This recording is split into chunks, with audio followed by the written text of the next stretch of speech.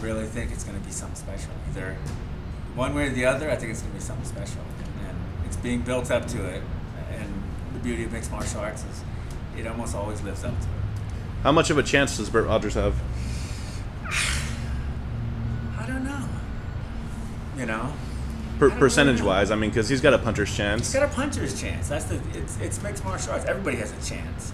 You know, from a strategic level, we just haven't seen him fighting. And we don't really know what he knows. You know, he's willing to punch in exchange, and that makes him very dangerous. But nobody knows. I mean, I watched Fujita set up Fedor and smack him. You know, they had his number. They saw it. I didn't see it, but I watched him. I was like, Fujita's going to stand up with him, and the guy was catching mitts, and I was like, there's no way Fedor's going to kill him. But they saw a hole in Fedor, and they smacked him. He smacked him. If he'd have stood up, he'd have knocked him out. I think there's opportunity. This is the first time Fedor is fighting in a cage. Can you talk about, you know, maybe the jitters of coming over and fighting in a cage for a first time, preparation that you know he needs to be ready for?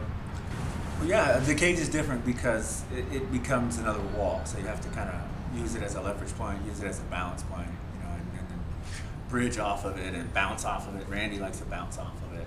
But you just need to practice on it a little bit and kind of get the flow of it. When I moved from a ring to a cage, I didn't feel any different about it. I just knew that it was there and I had to use it, you know, for good or bad. Mm-hmm. And so Brett Rogers, we haven't seen much of his ground game or his cardio. Do you think those are the two biggest challenges that he needs to, or holes in his game that he needs to patch up prior to this fight? Yeah, that and experience. He just hasn't been in there that many times. But I've seen him on the ground. I mean, he knows the basics. He knows how to fight. Is he the most deserving heavyweight in Strikeforce's heavyweight division to fight Fedor? Oh, I don't know. That's a good question. Probably got the best story.